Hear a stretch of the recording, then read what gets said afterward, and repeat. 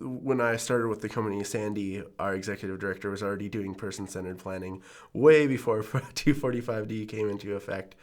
So she made me go through it once, starting new orientation. And so as a DSP staff, it was just getting to know the concepts and things. And to be honest, not a lot of it, I felt pertained to me, and it was like, just another training. And then I had to do it again when I became a supervisor. And then when we joined a part of the PIP grant committee with Dakota County and doing the person-centered plans this last summer, then, went through it again to become a trainer. So now I'm just waiting to be trained in as a trainer for person-centered training. So it's come from the long spectrum from just learning about it, and I'm like, it's just another training, to now being really engaged with it and actively seeking it out. I was at first a person that had to go through it just because it was part of orientation with our company. And now when I came into the leadership role, she made me do it again. And it was really beneficial seeing it from, okay, now I'm in the position where I can make some of these changes for not only my staff, but also the clients that we serve. And it's been really impactful in that regard. And working with the teams. And now, as again, with almost like with each promotion that I get, I go through the class again, and I'm like, I can use this tool now, or I can use that tool. So it's super beneficial just for my team, and then also for the consumers teams as well. I started incorporating all the person-centered planning tools in with all. I serve 4 clients, so I began using all the tools with all 4 clients and having them be a part of all of our team meetings. Even just a simple what's working, what's not working, and the gifts that that consumer has to offer. And it's been super beneficial just for the means of the meetings. It's gone in a super positive direction. I was having clients that wouldn't sit through annuals or quarterlies, and now they're able to write up on a board what they want to talk about, things that are working for them, and have somebody facilitate them. And be kind of like their backbone in those meetings so they're not getting frustrated. And it's also been nice using some of the tools and just seeing like, okay, these are issues not to discuss today.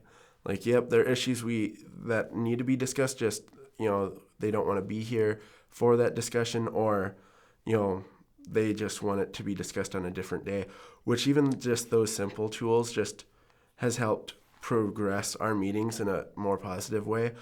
At first, when I started introducing like the rules of the meeting that the consumer, the people that we support made, it was, kind of scary, especially for teams. Like, wait, we need to discuss this, and then they're like, wait, no, I don't want to discuss this. So everybody thought it was going to prolong this meeting, but when it comes down to it, when we start doing those tools with each of our people that we support, it actually made the meeting go a little bit longer, but it was super beneficial, and we got to get more end results than if we weren't to talk about it at all. So there's one individual that we support within the residence that I work at, and we are very involved with his team. And we started doing person-centered planning approaches with the one-page description. It was one of the first things we developed when he moved into our group home about a year ago. And he is one of our younger clients, so he's new to the whole group home setting in general.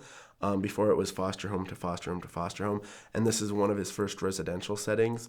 And through that, he's been having troubles in up and down, and really high behaviors. So they actually even brought in a behavior specialist to come work with us. And it's funny, the behavior specialist started incorporating all these person-centered approaches, and we're like, well, we did that. We did the one-page description. We did that already. And then, through him joining the team and trying to start all over fresh, it's like, well, wait, we did that, but let's try it in a different way. So incorporating the same person-centered approaches that we've already been having, but tweaking it a little bit more driven just specifically for that individual as opposed to everyone in general. Then Sandy brought in the learning log that the big long 16-page, like the one-page description, extended edition. And we've been using that with him, and just the relationship that I have with him, sitting down and going through, filling out page by page of all of this individually, and then having a big person-centered plan where he was able to guide those conversations, tell everyone what he thought was important to him and what he felt was important for him, which was completely different than the team, but it was able to give us a lot of perspective and gave him a huge voice within, the residents. And through that, all the behaviors that he was having, which he was having high behaviors where police were being called almost 4 or 5 times a month, if not more. And now he's been going months and weeks upon no escalations.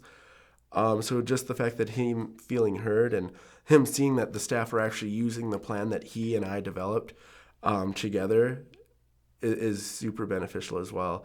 And when he sees that we're actually implementing what he wants us to implement, it's made a whole lot of difference.